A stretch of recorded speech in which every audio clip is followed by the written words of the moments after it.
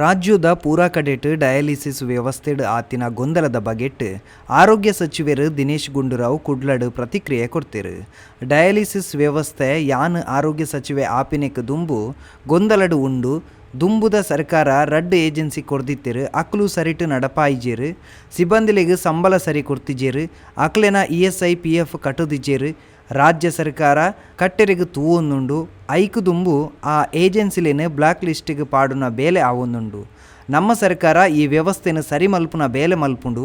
ಓಲ ಆಯ್ಜಿಂಡ ಸರ್ಕಾರನೇ ಮೆಷಿನ್ ದೆತೊಂದು ನಡಪಾವನ ಬಗೆಟ್ ಆಲೋಚನೆ ಮಲ್ತುದುಂಡು. ಡಯಾಲಿಸಿಸ್ ಸಿಬ್ಬಂದಿಲೆನ ಬಗೆಟ್ ನಮಕ್ ಕಾಳಜಿ ಉಂಡು.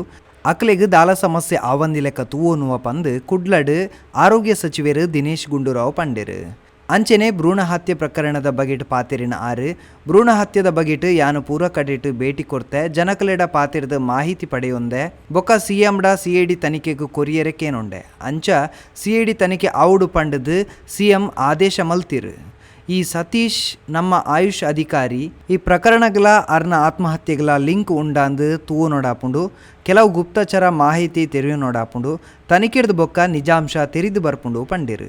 ಜಗದೀಶ್ ಶೆಟ್ಟರ್ BJPಗೆ ವಾಪಸ್. ಈಶ್ವರಪ್ಪ ಹೇಳಿಕೆ ವಿಚಾರಗ್ ಪ್ರತಿಕ್ರಿಯೆ ಕೊರ್ನ ಆರು. ಈಶ್ವರಪ್ಪ ಹೇಳಿಕೆ ಕುರುಪಿನೆಟ್ ನಿಸ್ಸೀಮೇರು. ಜಗದೀಶ್ ಶೆಟ್ಟರ್ ಆನಿಯೆ ಪಂತೆರು ಪಕ್ಷ ಬುಡಿಯರೆ ಮೊಕಲೆ ಕಾರಣ ಪಂದ್. ಅಕ್ಲೆನ ತಪ್ಪು ಅಕ್ಲೆಗ್ ಅರ್ಥ ಆತಂಡು ಐಕ್ ಅಕ್ಲು ಇಂಚ ಪನೊಂದುಲ್ಲಿರು.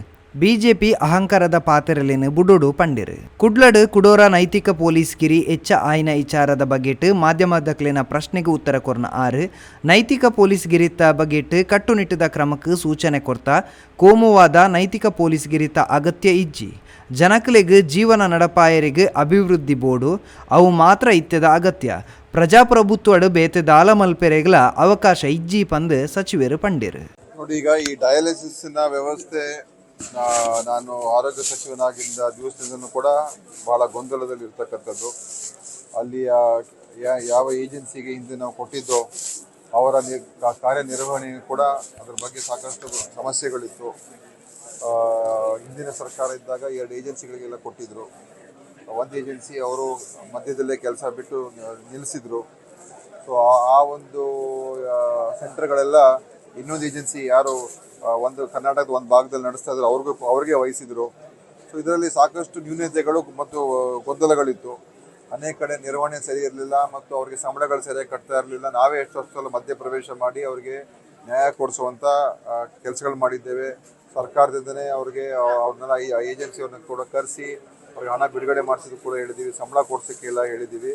ಯಾಕಂದರೆ ಅವ್ರ ಎಂಪ್ಲಾಯೀಸು ಏಜೆನ್ಸಿ ನಾವಲ್ಲ, ನಾವು ಅವ್ರನ್ನ ಏಜೆನ್ಸಿ ಹೈರ್ ಮಾಡಿರ್ತೀವಿ. ಸೊ ಇದ್ರ ಮಧ್ಯದಲ್ಲಿ ಮತ್ತೆ ಅವ್ರು ESI PF ಎಲ್ಲ ಕಟ್ಟಿಲ್ಲ. ಸೊ ಈ ಒಂದು 20 ತಿಂಗಳು ಕಟ್ಟಿಲ್ಲ ಅಂತ ನಮ್ಮ ಏನು ಈ ಡಯಾಲಿಸಿಸಲ್ಲಿ ಕೆಲಸ ಮಾಡ್ತಾ ಇರೋದು ಹೇಳಿದ್ದಾರೆ. ಸೊ ನಮ್ಮ ಅಧಿಕಾರಿಗಳು ಕೂಡ ಅವ್ರನ್ನ ಮೊನ್ನೆ ಎಲ್ಲ ಭೇಟಿಯಾಗಿದ್ದಾರೆ. ಇವತ್ತು ಕೂಡ ಭೇಟಿಯಾಗಿ ಹೇಳಿದ್ದೀನಿ. ಸೊ ನಾವು ಈಗ ನಮ್ಮ ರಾಜ್ಯ ಸರ್ಕಾರದಿಂದನೇ ಆ ಒಂದು ESI PF ಅನ್ನು ಕಟ್ಟಬೇಕು ಅಂತ ಆದರೆ ಈ ಏಜೆನ್ಸಿಗಳನ್ನ ನಾವು ಬ್ಲ್ಯಾಕ್ ಲಿಸ್ಟ್ ಮಾಡಬೇಕು. ಬ್ಲ್ಯಾಕ್ ಲಿಸ್ಟ್ ಮಾಡಿದ ನಂತರ ನಾವು ಆ ESI PF ಅನ್ನು ಕಟ್ಟೋದಕ್ಕೆ ನಮ್ಮ ಹಣದಿಂದ ಕಟ್ಟೋದಕ್ಕೆ ಅವಕಾಶ ಆಗ್ತದೆ. ಸೊ ಆ ಬ್ಲ್ಯಾಕ್ ಲಿಸ್ಟ್ ಮಾಡ್ತಕ್ಕಂಥ ಒಂದು ಪ್ರಕ್ರಿಯೆಗೂ ಕೂಡ ನಾವು ಕೈ ಹಾಕಿದ್ದೀವಿ. ಮತ್ತು ಈಗಾಗಲೇ ಟೆಂಡರ್ಗಳೆಲ್ಲ ಕರೆದಾಗಿದೆ. ಈ 4 ವಿಭಾಗಗಳು ಮೈಸೂರು, ಬೆಂಗಳೂರು, ಬೆಳಗಾವಿ, ಕಲಬುರಗಿ ಈ 4 ವಿಭಾಗಗಳು ಕೂಡ ಟೆಂಡರ್ ಕರೆದಾಗಿದೆ. 2 ವಿಭಾಗಗಳು ಮೈಸೂರು ಮತ್ತು ಬೆಂಗಳೂರಿಗೆ ಅಂತಿಮ ಹಂತದಲ್ಲಿದೆ. ಟೆಂಡರ್ ಫೈನಲೈಸ್ ಆಗಿದೆ. ವರ್ಕ್ ಆರ್ಡರ್ ಕೂಡ ಇಶ್ಯೂ ಆಗೋ ಸ್ಟೇಜಲ್ಲಿದೆ. ಅವ್ರ ಜೊತೆ ನಾವು ಅಂತಿಮ ಒಂದು ತೀರ್ಮಾನಕ್ಕೆ ಈಗ ಸಹಿ ಹಾಕತಕ್ಕಂಥ ಪರಿಸ್ಥಿತಿಲಿ ಇದ್ದೇವೆ. ಸೊ ಈ ಒಂದು PPP ಮಾಡಲಲ್ಲಿ ಇವತ್ತು ನಿರ್ವಹಣೆ ಆಗ್ತಾ ಇರ್ತಕ್ಕಂಥದ್ದು ಈ ಡಯಾಲಿಸಿಸ್. ಇದರಲ್ಲಿ ನನಗನ್ಸುತ್ತೆ ಸಾಕಷ್ಟು ಸಮಸ್ಯೆಗಳಿದೆ. ಅದನ್ನು ಸರಿಪಡಿಸ್ತಕ್ಕಂಥದ್ದಕ್ಕೆ ನಾವು ಎಲ್ಲ ಈ ಕ್ರಮಗಳು ತೊಗೊಂಡಿರುವಂಥದ್ದು. ಹೊಸ ಡಯಾಲಿಸಿಸ್ ಮೆಷಿನ್ ಹಾಕ್ಸ್ಬೇಕು, ಮತ್ತು ಹೊಸ ಏಜೆನ್ಸಿ ಜವಾಬ್ದಾರಿತವಾದದ್ದು ಏಜೆನ್ಸಿಗೆ ನಾವು ಇದನ್ನು ವಹಿಸಬೇಕು ಅಂತೆಲ್ಲ ಹೇಳಿ ಈಗ ನಾವು ಟೆಂಡರ್ ಪ್ರಕ್ರಿಯೆಯನ್ನು ಕೂಡ ಭಾಳ ಪಾರದರ್ಶಕವಾಗಿ ಕ್ವಾಲಿಟಿ ಇರುವಂಥ ಗುಣಮಟ್ಟ ಇರತಕ್ಕಂಥ ಒಂದು ಏಜೆನ್ಸಿಗಳು ಬರಬೇಕು ಅಂತ ಉದ್ದೇಶನ ಮಾಡಿದ್ದೀವಿ. ಸೊ ಈಗ ಆ ಸಂದರ್ಭದಲ್ಲಿ ಇದ್ದೀವಿ. ಅದನ್ನು ಈಗ ನಮ್ಮ DHOಗಳಿಗೆ ಮತ್ತು ನಮ್ಮ ಅಧಿಕಾರಿಗಳಿಗೆ ಯಾರಾದರೂ ಕೆಲಸಕ್ಕೆ ಬರದೆ ಹೋದರೆ ನೀವೇ ಅದನ್ನು ನಿರ್ವಹಣೆ ಮಾಡ್ತಕ್ಕಂಥ ನೀವೇ ಮಾಡಿ ಅಂತ ಹೇಳಿದ್ದೀವಿ. ಒಂದೇನಂದರೆ ಡಯಾಲಿಸಿಸ್ ಮೆಷಿನ್ಸ್ ಎಲ್ಲೆಲ್ಲಿ ಕೆಟ್ಟೋಗಿದೆ ಅದು ನಾವು ರೀಪ್ಲೇಸ್ ಮಾಡೋಕ್ಕಾಗ್ತಾ ಇಲ್ಲ ಈಗ. ಯಾಕಂದರೆ ಏಜೆನ್ಸಿಯವರು ಮಾಡಬೇಕು, ಅವ್ರೀಗ ಮಾಡ್ತಾ ಇಲ್ಲ. ಹೊಸ ಟೆಂಡರ್ ಕರೆದಿದ್ದೀವಿ. ಆ ಟೆಂಡರ್ ಪ್ರೊಸೆಸ್ ಈಗ ಫೈನಲ್ ಸ್ಟೇಜಸಲ್ಲಿದೆ. ಅದು ಬಂದಾಗ ಹೊಸ ಏಜೆನ್ಸಿಯವರು ಬಂದು ಹೊಸ ಎಕ್ವಿಪ್ಮೆಂಟ್ ಹಾಕ್ತಾರೆ. ಸೊ ಆ ಒಂದು ಸನ್ನಿವೇಶದಲ್ಲಿ ನಾವು ಇದ್ದೀವಿ ಈಗ ಏನಾದರೂ ಈ ಟೆಂಡರ್ ಪ್ರೊಸೆಸ್ಸಲ್ಲಿ ಈ ಏಜೆನ್ಸಿಗಳು ಸರಿಯಾಗಿ ಅವರು ಹೊಸ ಏಜೆನ್ಸಿಗಳು ಕೂಡ ನಮ್ಗೆ ಅವ್ರ ಬಗ್ಗೆ ಅನುಮಾನ ಬಂದರೆ ಸರ್ಕಾರಕ್ಕೆ ನಮ್ಮಲ್ಲಿ ಅನಿವಾರ್ಯ ಆಗುತ್ತೆ, ನಾವು ಬೇರೆ ಥರ ಯೋಚನೆ ಮಾಡಬೇಕಾಗ್ತದೆ. ನಾವೇ ಖರೀದಿ ಮಾಡಿ ನಾವೇ ನಡೆಸುವಂಥ ರೀತಿಗೆ ಬರಬೇಕಾಗ್ಬೋದು. ಯಾಕಂದರೆ ನಾವು ಇನ್ನೊಬ್ಬರ ಮೇಲೆ ಡಿಪೆಂಡ್ ಆಗೋದು ಕೂಡ ನಾವು ಎಲ್ಲಿವರೆಗೂ ಡಿಪೆಂಡ್ ಆಗಬೇಕಾಗ್ತದೆ ಅದ್ರ ಬಗ್ಗೆನೂ ಆಲೋಚನೆ ಮಾಡ್ತಾ ಇದ್ದೀನಿ. ನಾನು ಹಿಂದೆನೇ ಒಂದು 2-3 ವಾರದಿಂದನೇ ನಾನು ಅದ್ರ ಬಗ್ಗೆನೂ ಚಿಂತನೆ ನಡೆಸಿದ್ದೇನೆ. ಇವ್ರಿಗೆಲ್ಲ ಕೊಟ್ಟು ನಾವು ಇವ್ರ ಕೈಯಲ್ಲಿಂದ ಇವರ ಒಂದು ಹೊಣೆಗಾರಿಕೆ ಎಷ್ಟು ಮಟ್ಟಿಗೆ ಇರ್ತದೋ ಇಲ್ವೋ ನಮ್ಗೆ ಅದ್ರ ಬಗ್ಗೆನೂ ಕೂಡ ಸಂಶಯಗಳು ಬರ್ತದೆ. ಅದರಿಂದ ಅದೊಂದು ಆಪ್ಷನ್ ಕೂಡ ನಾನು ಚರ್ಚೆ ಮಾಡ್ತಾ ಇದ್ದೀನಿ. ನಾವೇ ಈಗ ಅದನ್ನು ಖರೀದಿ ಮಾಡಿ ನಾವೇ ನಿರ್ವಹಣೆ ಮಾಡ್ತಕ್ಕಂಥದ್ದಕ್ಕೆ. ಆದರೆ ಕಾದು ನೋಡೋಣ, ಇನ್ನೊಂದು 2-3 ದಿವಸದಲ್ಲಿ ನಮ್ಗೆ ಗೊತ್ತಾಗ್ತದೆ ಈ ಹೊಸ ಏಜೆನ್ಸಿಗಳು ಬಂದು ಅವರೇ ಹೊಸ ಮೆಷಿನ್ಗಳೆಲ್ಲ ಹಾಕಿ ಅದನ್ನು ನಡೆಸ್ತಾರಾ ಇಲ್ವಾ ಅಂತ. ಅದೇ ಏನಾದರೂ ಸಮಸ್ಯೆಗಳು ಬಂದರೆ ನಾವು ಬೇರೆ ಥರದ ತೀರ್ಮಾನ ತಗೊಳ್ಬೇಕಾಗ್ತದೆ. ಇಲ್ಲಿ ಏನು ಡಯಾಲಿಸಿಸ್ ಅಲ್ಲಿ ಕೆಲಸ ಮಾಡ್ತಾ ಇರ್ತಕ್ಕಂಥವ್ರು ಅವ್ರ ಬಗ್ಗೆ ಖಂಡಿತ ನಮ್ಮ ಕಳಕಳಿ ಕಾಳಜಿ, ಅವ್ರ ಪರವಾಗಿ ನಾವು ಇದುವರೆಗೂ ಮಾಡ್ಕೊಂಡು ಬಂದಿದ್ದೀವಿ. ನಾನು ಬಂದಮೇಲೆ ಸುಮಾರು ಸಲ ಅವ್ರನ್ನ ಭೇಟಿ ಮಾಡಿಕೊಟ್ಟಿದ್ದೀವಿ. ಅನೇಕ ಸಮಸ್ಯೆಗಳು ಅವ್ರಿಗೆ ಏನೇನು ಬಾಕಿಗಳೆಲ್ಲ ಹಣಗಳಿತ್ತು ಅದೆಲ್ಲ ನಾನು ಕೊಡಿಸಿದ್ದೀನಿ. ಈಗ ಅವ್ರಿಗೆ ಈ ESIPF ಹಣ ಒಂದು ಮುಖ್ಯ, ಮತ್ತು 2 ತಿಂಗಳ ಸಂಬಳ 2 ತಿಂಗಳ ಸಂಬಳ ಕಟ್ಟೋದಕ್ಕೆ ನಾನು ಈಗಾಗಲೇ FDA ಪರ್ಮಿಷನ್ ತೊಗೊಳಕ್ಕೆ ಬರ್ದಿದ್ದೀನಿ. ಅದನ್ನು ನಾವು 2 ತಿಂಗಳ ಸಂಬಳ ನಾವೇ ಕೊಡಿಸ್ತೀವಿ, ಅವ್ರೇನು ಕೊಡೋದು ಬೇಕಾಗಿಲ್ಲ. ESIPF ನಾವು ಕೊಡಬೇಕಾದ್ರೆ ನಾವು ನೇರವಾಗಿ ಕೊಡೋಕೆ ಬರೋದಿಲ್ಲ. ಅದಕ್ಕೆ ಈ ಏಜೆನ್ಸಿನ ಬ್ಲ್ಯಾಕ್ ಲಿಸ್ಟ್ ಮಾಡೋದಕ್ಕೆ ನಾನೀಗ ನಮ್ಮ ಇಲಾಖೆಯಿಂದ ನಾವು ಅದನ್ನು ಕಳಿಸ್ಕೊಡ್ತಾ ಇದ್ದೀವಿ. ಬ್ಲ್ಯಾಕ್ ಲಿಸ್ಟ್ ಮಾಡಿದ ನಂತರ ನಾವು ESIPF ಬೋರ್ಡ್ಗೂ ಕೂಡ ಬರೆದು ನಾವೇ ನೇರವಾಗಿ ಅವ್ರು ESIPF ಕೊಡೋದಕ್ಕೂ ಕೂಡ ನಾನು ಈಗ ಪ್ರಕ್ರಿಯೆಯನ್ನು ಪ್ರಾರಂಭ ಮಾಡಿಸಿದ್ದೀನಿ. ಸೊ ನಮ್ಮ ಅಧಿಕಾರಿಗಳು ಕೂಡ ಇವತ್ತು ಅವ್ರ ಜೊತೆ ಹೋಗಿ ಮಾತಾಡ್ಕೊಂಡು ಬನ್ನಿ ಅಂತ ಹೇಳಿದ್ದೀನಿ. ಅವ್ರು ಏನಾದರೂ ಇವತ್ತು ಯಶಸ್ಸಾದರೆ ಆಗಲಿ, ಇಲ್ಲದೆ ಹೋದರೆ ನಾಳೆ ನಾನು ಬೆಂಗಳೂರಲ್ಲಿ ಇರ್ತೀನಿ. ಅದರ ಬಗ್ಗೆ ನಾನು ನೋಡ್ತೀನಿ. ಅದಕ್ಕೆ ನೋಡಿ, ಇದಕ್ಕೆಲ್ಲ ಇಂಟೆಲಿಜೆನ್ಸ್ ಬೇಕು ನೋಡಿ. ಒಂದೇನಂದ್ರೆ ನಾವು ಹೋಗಿ ಎಲ್ಲೊಂದು ಕಡೆ ಏನು ಇನ್ಸ್ಪೆಕ್ಷನ್ ಮಾಡೋದು ಅದೆಲ್ಲ ಮಾಡೋಣ. ಸ್ಕ್ಯಾನಿಂಗ್ ಸೆಂಟರ್ಸ್ನ, ಡಯಾಗ್ನೋಸ್ಟಿಕ್ ಸೆಂಟರ್ಸ್ನ, ಆಸ್ಪತ್ರೆ ಇನ್ಸ್ಪೆಕ್ಷನ್ ಮಾಡಬೇಕು, ವೆರಿಫೈ ಅದೆಲ್ಲ ಮಾಡಬೇಕು. ಅದ್ರ ಜೊತೆಯಲ್ಲಿ ಸ್ವಲ್ಪ ಮಟ್ಟಿಗೆ ಈ ಒಂದು ಇಂಟೆಲಿಜೆನ್ಸನ್ನು ಕಲೆಕ್ಟ್ ಮಾಡ್ತಕ್ಕಂಥ, ಸಂಗ್ರಹಣೆ ಮಾಡಿ ಯಾರು ಮಾಡ್ತಾರೆ ಅಂತ ತಿಳ್ಕೊಂಡು ಅಂಥವ್ರ ಮೇಲೆ ಒಂದು ಕಾರ್ಯಾಚರಣೆ ಮಾಡ್ತಕ್ಕಂಥದ್ದು ಕೂಡ ಅಗತ್ಯ ಇದೆ. ಅದಕ್ಕೆ ಪೊಲೀಸ್ ಇಲಾಖೆ ಮತ್ತು ಆರೋಗ್ಯ ಇಲಾಖೆ 2 ಜಂಟಿಯಾಗಿ ಕೆಲಸ ಮಾಡಬೇಕಿದೆ. ಬರೀ ಪೊಲೀಸ್ ಇಲಾಖೆ ಕೊಟ್ಟಿದ ತಕ್ಷಣ ಆಗೋಗುತ್ತೆ ಅಂತ ನಾನು ಹೇಳೋದಿಲ್ಲ. ನಾವು ಅವ್ರ ಜೊತೆ ಸಹಕಾರ ಕೊಟ್ಟು ತಿಳ್ಕೊಂಡು ಸ್ಥಳೀಕರಿಂದ ಬೇರೆಯವ್ರಿಗೆಲ್ಲ ಗೊತ್ತಿರ್ತದೆ ನಿಜಾಂಶಗಳು ಏನು ನಡೀತಾ ಉಂಟು ಅಂತ, ಅವರಿಂದ ಮಾಹಿತಿಯನ್ನು ಪಡ್ಕೊಂಡು ಇದಕ್ಕೊಂದು ಒಂದು ಪ್ರಕ್ರಿಯೆನ ಮಾಡಬೇಕಾಗ್ತದೆ. ನೋಡಿ ನಾನು ಆಗಲೇ ಅದಕ್ಕೋಸ್ಕರ ನಾನು ಮದ್ದೂರು, ಮಂಡ್ಯ, ಮೈಸೂರು ಎಲ್ಲ ಕಡೆ ಭೇಟಿ ಕೊಟ್ಟು ಸ್ಥಳಗಳಿಗೆ ಹೋಗಿ ಅಲ್ಲಿ ಬೇರೆ ಸಾರ್ವಜನಿಕ ಜನರ ಜೊತೆ ಮಾತನಾಡಿ, ಮತ್ತೆ ಆಸ್ಪತ್ರೆಗಳಲ್ಲಿ ನಡೆಸ್ತದೆ ಅಲ್ಲಿಗೂ ಕೂಡ ಭೇಟಿ ಕೊಟ್ಟು ಅಲ್ಲೇ ನಮ್ಗೆ ಅನೇಕ ಮಾಹಿತಿಗಳು ನಮ್ಮ ಮುಂದೆನೇ, ನಮ್ಮ ಜೊತೆಯಲ್ಲಿರ್ತಕ್ಕಂಥ ಜನರ ಮುಂದೆನೇ ಸಂಗ್ರಹಣೆ ಆಯಿತು. ಸೊ ನಾನು ಅದಕ್ಕೇನೆ ಮೈಸೂರಲ್ಲಿ ಮೊನ್ನೆ ನಾನು ರಾತ್ರಿ CM ಅವ್ರಿಗೂ ಮತ್ತು ಹೋಮ್ ಮಿನಿಸ್ಟರ್ಗೆ ಫೋನ್ ಮಾಡಿ, ಸರ್ ಇದು ನಾವು COD ಎನ್ಕ್ವೈರಿ ಮಾಡಿಸ್ಬೇಕಾಗ್ತದೆ. ಯಾಕಂದರೆ ಕೇವಲ ಬೆಂಗಳೂರಿನ ಪೊಲೀಸವರು ಒಂದು ಕಡೆ, ಇದು ಬೇರೆ ಜಿಲ್ಲೆಗಳಲ್ಲಿ ಕೂಡ ಆಗ್ತಾ ಇರತಕ್ಕಂಥದ್ದು. ಅದಕ್ಕೋಸ್ಕರ ಒಂದು ಸಮಗ್ರ ತನಿಖೆ ಆಗಬೇಕು ಅಂತ ಹೇಳಿದ್ಮೇಲೆ CM ಅವರು ಕೂಡಲೇ CID ಎನ್ಕ್ವೈರಿ ಆದೇಶ ಮಾಡಿದ್ರು. ನಮ್ಮಲ್ಲಿ ಅಧಿಕಾರಿಗಳು ನಮಗೆ ಯಾರ ಮೇಲೆ ನೇರವಾದಂಥ ಒಂದು ಸ್ಪಷ್ಟವಾದಂಥ ಲೋಪ ಕಂಡಿರ್ತಕ್ಕಂಥದ್ದು ಇಬ್ಬರ ಮೇಲೆ ನಾವು ಇಬ್ಬರನ್ನ ಸಸ್ಪೆಂಡ್ ಮಾಡಿದ್ದೀವಿ. ಇನ್ನು ಉಳಿದಿರ್ತಕ್ಕಂಥ ಮಾಹಿತಿ ನಮಗೆ ಬಂತು. ಈ ಸತೀಶ್ ಬಗ್ಗೆನೂ ಕೂಡ ನಮಗೆ ಸಾಕಷ್ಟು ಕಡೆಯಿಂದ ಮಾಹಿತಿ ಬಂತು, ಅವರು ಕೂಡ ಇದು ಇನ್ವಾಲ್ವ್ ಇದ್ದಾರೆ ಅಂತ. ಬಟ್ ನಮಗೆ ಅದ್ರ ಬಗ್ಗೆ ತನಿಖೆ ಆಗಿರತಕ್ಕಂಥ ಸನ್ನಿವೇಶದಲ್ಲಿ ಇದ್ದು, ಅದರಿಂದ ಈಗ ಅವರು ಸೂಸೈಡ್ ಮಾಡ್ಕೊಂಡಿರ್ತಕ್ಕಂಥದ್ದು ಯಾವ ಕಾರಣಕ್ಕೆ ಮಾಡ್ಕೊಂಡಿದ್ದು ನನಗಂತೂ ಗೊತ್ತಿಲ್ಲ. ಅದಕ್ಕೂ ಲಿಂಕ್ ಇದೆಯೋ ಇಲ್ಲೋ ನನಗೆ ಗೊತ್ತಿಲ್ಲ. ಅದು ನಮಗೆ ಆ ಮಾಹಿತಿಗಳು ಬಂತು. ಅದಕ್ಕೋಸ್ಕರ ಅದೆಲ್ಲ ಈಗ ಈ CID ತನಿಖೆ ಆಗೋದ್ರಿಂದ ಅದ್ರ ಮುಖಾಂತರ ಅವರು ಎಲ್ಲ ಕೂಡ ಮಾಹಿತಿ ಕಲೆಕ್ಟ್ ಮಾಡ್ತಕ್ಕಂಥದ್ದಕ್ಕಿತ್ತು. ಬೇರೆ ನಮ್ಮ ಇಲಾಖೆಯ ಕೆಲವು ಅಧಿಕಾರಿಗಳು ಕೂಡ ಶಾಮೀಲಾಗಿದ್ದಾರೆ ಅಂತ ಕೂಡ ನಮ್ಮ ಮಾಹಿತಿ ಇತ್ತು. ಇವರು ಕೂಡ ನಮ್ಮ ಆಯುಷ್ ಅಧಿಕಾರಿ ಯಾರೋ ಈ ಸತೀಶ್, ಅವ್ರ ಬಗ್ಗೆನೂ ಹೇಳಿದರು. ಅವರಲ್ಲಿ ಪಿರಿಯಾಪಟ್ಟಣದಲ್ಲಿ ಅವರು ಆಯುಷ್ ಅಧಿಕಾರಿ ಆಗಿದ್ದಾರೆ, ಇಲ್ಲಿ ಶಿವಳ್ಳಿಗೆ ಬಂದು ಅಲೋಪತಿ ಪ್ರಾಕ್ಟೀಸ್ ಮಾಡ್ತಾ ಇದ್ದಾರೆ ಅಂತ ಕೂಡ ಅಲ್ಲೆಲ್ಲ ಜನ ಆಪಾದನೆ ಮಾಡಿದ್ರು. ಸೊ ಮತ್ತು ಇದರಲ್ಲೆಲ್ಲ ಅವರು ಇನ್ವಾಲ್ವ್ ಆಗಿದ್ದಾರೆ, ಅವರೇ ಇದಕ್ಕೆ ಮುಖ್ಯ ಅಂತ ಹೇಳಿ ನೀವೇ TV ನೋಡಿರ್ಬೋದು. ನಮ್ಮ ಮುಂದೆನೇ ಜನ ಬಂದು ಹೇಳಿದ್ರು, ಮತ್ತು ಮೈಸೂರಿನಲ್ಲೂ ಕೂಡ ಎಷ್ಟೋ ಜನ ನಂಗೆ ಬಂದು ಹೇಳಿದ್ರು. ಸೊ ಅದನ್ನು ಇವತ್ತು ತನಿಖೆಯಲ್ಲಿ ಗೊತ್ತಾಗ್ತದೆ.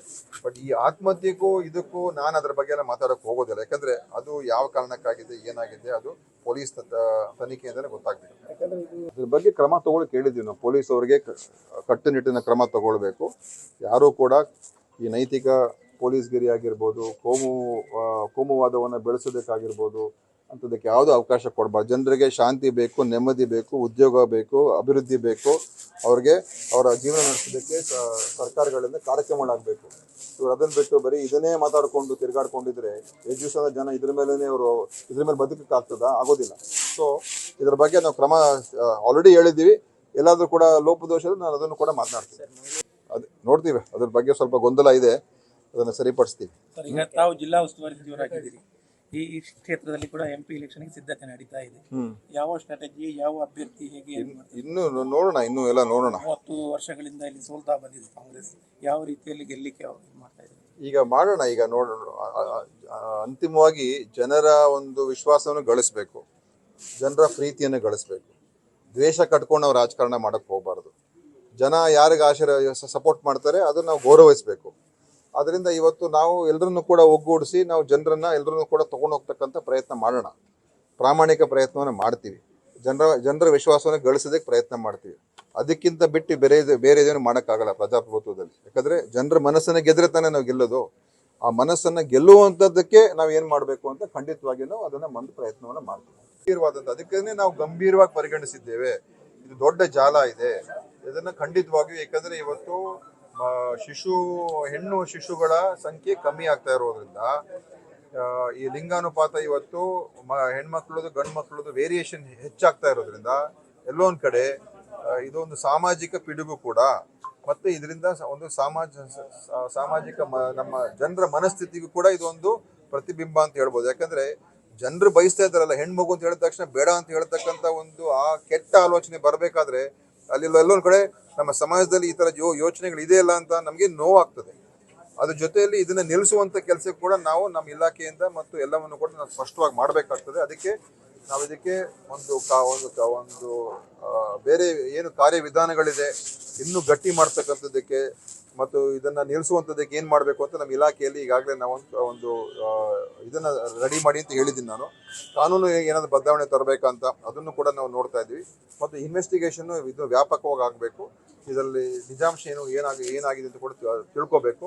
ತಪ್ಪಿತಸ್ಥರ ಮೇಲೆ ಕ್ರಮ ಆಗ್ತಕ್ಕಂಥದ್ದು ಕೂಡ ಭಾಳ ಮುಖ್ಯ. ನೋಡಿ, ಜನ ಖಂಡಿತವಾಗಿಯೂ ಬದಲಾವಣೆ ಬಯಸ್ತಾ ಇದ್ದಾರೆ. ಯಾಕಂದರೆ ಬರೀ ಇವ್ರದೇ ಕೇಂದ್ರ ಸರ್ಕಾರ ಬರೀ ಕಾರ್ಯಕ್ರಮಗಳು ಮಾಡೋದು, ವೈಭವೀಕರಿಸ್ತಕ್ಕಂಥದ್ದು ಅದನ್ನೇ ಮಾಡ್ಕೊಂಡಿದ್ದಾರೆ ಹೊರತು ಇವತ್ತು ಇವರ 10 ವರ್ಷದಲ್ಲಿ ನಮಗೆ ಸಾಮಾನ್ಯ ಜನರ ಬದುಕು ಏನಾಯಿತು, ಇವರು ಹೇಳಿರ್ತಕ್ಕಂಥ ಮಾತುಗಳನ್ನು ಉಳಿಸ್ಕೊಂಡಿದ್ದಾರಾ, ಅದೆಲ್ಲವೂ ಕೂಡ ಇವತ್ತು ಜನರ ಮುಂದೆ ಬರ್ತಾ ಇದೆ. ಅದರಿಂದ ಖಂಡಿತವಾಗಿಯೂ ಪಾರ್ಲಿಮೆಂಟ್ ಎಲೆಕ್ಷನ್ನೇ ಬೇರೆ, ಅಸೆಂಬ್ಲಿ ಎಲೆಕ್ಷನ್ನೇ ಬೇರೆ, ಒಪ್ಕೊಳ್ತೀನಿ. ಆದರೆ ಈ ಅಸೆಂಬ್ಲಿ ಎಲೆಕ್ಷನ್ಗಳಲ್ಲಿ ರಿಸಲ್ಟ್ ಕಾದು ನೋಡೋಣ. ಖಂಡಿತವಾಗಿಯೂ ಕಾಂಗ್ರೆಸ್ ಅಂತೂ 5 ರಾಜ್ಯದಲ್ಲೂ ಕೂಡ ತೀವ್ರ ಪೈಪೋಟಿ ಕೊಡ್ತಾ ಇದೆ. ಅದ್ರ ಬಗ್ಗೆ ಯಾರು ಕೂಡ ಇಲ್ಲ ಅಂತ ಹೇಳೋಕ್ಕಾಗೋದಿಲ್ಲ. ಗೆಲುವು ಸೋಲುವು ಏನಾಗುತ್ತೆ ಅದು ರಿಸಲ್ಟ್ ಬಂದಾಗ ಗೊತ್ತಾಗುತ್ತೆ. ಆದರೆ ಇವರು ಕಾಂಗ್ರೆಸ್ ಮುಕ್ತ ಮಾಡ್ತೀವಿ ಅಂತ ಹೇಳಿ ಈಗ ಅವರೇ ಮುಕ್ತ ಆಗೋದಕ್ಕೆ ಈಗ ಪರಿಸ್ಥಿತಿ ಬರ್ತಾ ಉಂಟು. ಈಗ ದಕ್ಷಿಣ ಭಾರತದಲ್ಲಿ BJP ಮುಕ್ತ ಆಯಿತು ಅಲ್ವಾ, ಇಲ್ಲಿಂದ ನಾವು ಅವ್ರನ್ನ ಆಚೆ ಕಳ್ಸಕ್ಕೆ. ಸೊ ಈ ಮುಕ್ತಾಯ ಅಂತ ಹೇಳ್ತಕ್ಕಂಥ ಪದ ಬಿಟ್ಬಿಡ್ಲಿ ಅವ್ರಿಗೆ. ರಾಹುಲ್ ಗಾಂಧಿ ಅವ್ರ ಬಗ್ಗೆ ಟೀಕೆ ಮಾಡಿಕೊಂಡು ಕಾಂಗ್ರೆಸ್ ಪಕ್ಷವನ್ನು ನಿರ್ನಾಮ ಮಾಡಿಬಿಟ್ಟು ಮುಗಿಸ್ಬಿಟ್ಟು ಅಂತ ಹೇಳ್ಕೊಂಡು ಈಗ ಕಾಂಗ್ರೆಸ್ ಪಕ್ಷದ ಜೊತೆ ತೀವ್ರ ಪೈಪೋಟಿ ಅವ್ರದ್ದು. ರಾಜಸ್ಥಾನ, ಮಧ್ಯಪ್ರದೇಶ, ಛತ್ತೀಸ್ಗಢ ಅಲ್ವಾ. ತೆಲಂಗಾಣಲ್ಲಂತೂ ಅದು ಅವರೇನಿಲ್ಲ, ಅಲ್ಲಿ ಅವರು ಭಾಳ ಹಿಂದೆ ಬಿದ್ದಿದ್ದಾರೆ. ಸೊ ಇವತ್ತು ಈ ಅಹಂಕಾರದ ಮಾತುಗಳನ್ನು BJP ಬಿಟ್ಬಿಡ್ಲಿ. ಪ್ರಜಾಪ್ರಭುತ್ವ ವ್ಯವಸ್ಥೆಯಲ್ಲಿ ಎಲ್ಲರೂ ಇರಬೇಕು, ಎಲ್ಲರೂ ಬದುಕಬೇಕು, ಎಲ್ಲರೂ ಬಾಳಬೇಕು ಅಲ್ವಾ. ನಾವು ಒಬ್ಬರೇ ಇರಬೇಕು, ನಾವು ಹೇಳಿದ್ದೇ ಸರಿ, ನಮ್ಮನ್ನು ಯಾರನ್ನೂ ಕೂಡ ಪ್ರಶ್ನೆ ಮಾಡಬಾರ್ದು, ನನ್ನನ್ನು ಯಾರು ಕೂಡ ಕೇಳಬಾರ್ದು ಅಂತ ಪ್ರಧಾನಮಂತ್ರಿ ಇದ್ದಾರಲ್ಲ. ಯಾರೋ ಒಬ್ಬರಾದರೂ ಈಗ ನಮಗೆಲ್ಲ ಇಷ್ಟು ಪ್ರಶ್ನೆ ಕೇಳ್ತೀರಪ್ಪ ನೀವು, ಆಯಿತಾ. ಇದುವರೆಗೂ ಯಾರಾದರೂ 10 ವರ್ಷದ ಪ್ರಧಾನಮಂತ್ರಿ ಒಂದು ಪ್ರಶ್ನೆ ಕೇಳೋಕ್ಕಾಗಿದ್ದೇನೆ? ಯಾರು ಕೇಳೋಕ್ಕಾಗಿಲ್ಲ. ಯಾಕಂದರೆ ಅವ್ರು ಕೇಳೋದಕ್ಕೆ ನಿಮ್ಗೆ ಅವಕಾಶನೇ ಕೊಡಲ್ಲ. ನಾನು ಪ್ರಶ್ನಾತೀತ, ನಾನು ಯಾರು ಏನು ಕೇಳಬಾರ್ದು, ನಾನು ಹೇಳಿದ್ದೇ ನೀನು ಮಾಡಬೇಕು. ಒಂದು ದಿವಸ ರಾತ್ರಿ ಹೇಳ್ತಾರೆ ಡಿಮಾನಿಟೈಸ್ ಅಂತ ಹೇಳ್ತಾರೆ, ಇನ್ನೊಂದು ರಾತ್ರಿ ಹೇಳ್ತಾರೆ ಇಡೀ ದೇಶದಲ್ಲಿ GST ತರ್ತೀನಿ ಅಂತ ಹೇಳ್ತಾರೆ, ಇನ್ನೊಂದು ಸಲ ಎದ್ದು ಹೇಳ್ತಾರೆ ಏನೋ ಒಂದು ಹೇಳ್ಬಿಡ್ತಾರೆ, ಏನೋ ಲಾಕ್ಡೌನ್ ಅಂತ ಹೇಳ್ಬಿಡ್ತಾರೆ. ಇದೇ ಪ್ರಜಾಪ್ರಭುತ್ವನ ಇದು? ಸೊ ಅದಕ್ಕೋಸ್ಕರನೇ ಜನ ಪ್ರಶ್ನೆ ಮಾಡೋಕ್ಕೆ ಶುರು ಮಾಡಿದ್ದಾರೆ. ಅದು ಪಾರ್ಲಿಮೆಂಟ್ ಬಂದಾಗ ಗೊತ್ತಾಗ್ತದೆ. ಈಗ ಅಸೆಂಬ್ಲಿ ನನಗಂತೂ ಕಾನ್ಫಿಡೆನ್ಸ್ ಇದೆ, ಕಾಂಗ್ರೆಸ್ ಭಾಳ ಚೆನ್ನಾಗಿ ಪರ್ಫಾರ್ಮೆನ್ಸ್ ಮಾಡ್ತದೆ ಅಂತ. ನೋಡಿ, ಈಶ್ವರಪ್ಪ ಅವರು ಹೇಳಿಕೆ ಕೊಡೋದ್ರಲ್ಲಿ ನಿಸ್ಸೀಮರು ಅಲ್ವಾ. ಅವ್ರಿಗೆ ಇಂಥ ಹೇಳಿಕೆಗಳು ಕೊಡ್ತಾನೆ ಇರ್ತಾರೆ. ಯಾವಾಗ ಶೆಟ್ರ ಆಚೆ ಹೋದ್ರು ಆವಾಗ ಈ ಹೇಳಿಕೆ ಕೊಡ್ಬೋದಾಗಿತ್ತಲ್ಲ ಅಲ್ವಾ. ಅದಕ್ಕೋಸ್ಕರ ಯಾವ ಕಾರಣದಿಂದ ಅವರನ್ನು ಹೊರಗೆ ಹಾಕೋದು? ಈಗ ಶೆಟ್ರವರೇ ಹೇಳಿದ್ದಾರೆ, ನನಗೆ BJPಯಿಂದ ಇವರೇ ಕಾರಣಗಳು, ಇವರೇ ನನಗೆ ಹೊರಗೆ ಹಾಕಿದ್ರು ಅಂತ. ಅದರಿಂದ ಇದು ಅವ್ರ ತಪ್ಪುಗಳಿಗೆ ಅವ್ರಿಗೆ ಅರ್ಥ ಆಗ್ತಾ ಇದೆ. ಅದು ಮುಂದಿನ ದಿವಸದಲ್ಲಿ ಈಗ ಬೇರೆ ಪಕ್ಷದಿಂದ ಅವ್ರ ಪಕ್ಷಕ್ಕೆ ಸೇರಿಸ್ಕೊಂಡಾಗ ಅವ್ರು ಬಿಟ್ಟು ಹೋದಾಗ ಅವ್ರನ್ನ ಬೈಬಾರ್ದು. ಈಗ ಈಶ್ವರಪ್ಪನವರು ಬೇರೆ ಪಕ್ಷದವರು ಅವ್ರ ಪಕ್ಷಕ್ಕೆ ಸೇರಿಸ್ಕೊಂಡಾಗ ಅವ್ರು ಆ ಪಕ್ಷ ಬಿಟ್ಟು ಮತ್ತೆ ಮೂಲ ಅವರ ಪಕ್ಷಗಳಿಗೆ ಹೋದಾಗ ಅವ್ರನ್ನ ಅದನ್ನು ಕೂಡ ಒಪ್ಕೊಂಡ್ಬಿಡ್ಬೇಕು. ಹೌದಪ್ಪ ಅವ್ರು ವಾಪಸ್ ಅವ್ರ ಪಕ್ಷಕ್ಕೆ ಹೋದ್ರು ಅಂತ ಒಪ್ಕೊಂಡ್ಬಿಡ್ಬೇಕು. ಅವಾಗ ಮಾತಾಡೋಕೆ ಹೋಗಬಾರ್ದು. ಇವರು ಅದನ್ನೂ ಮಾಡ್ತಾರೆ, ಆಪರೇಷನ್ ಕಮಲನೂ ಮಾಡಿಸ್ತಾರೆ, ಇನ್ನು ಇರೋರ್ನು ಕೂಡ ಕಳಿಸ್ತಾರೆ. ಇದೆಲ್ಲ ನೀವು ಎರಡು ದೋಣಿಯಲ್ಲೂ ಕೂಡ ಕಾಲಿಡೋಕ್ಕಾಗಲ್ಲ ಅಲ್ವಾ? ಆದ್ರೆ ಒಂದು ಕಡೆ ಇರಿ ನೀವು, ಅಥವಾ ಹೊರಗಿನವ್ರನ್ನ ಸೇರಿಸ್ಕೋಬೇಡಿ, ಅಥವಾ ಇರೋರ್ನ ಇಡ್ಸ್ಕೊಳ್ಳಿ. ನೀವು ಎರಡನ್ನೂ ಮಾಡ್ದೇನೆ ಈಗ ಈ ಥರ ಹೇಳಿಕೆಗಳು ಕೊಟ್ಟರೆ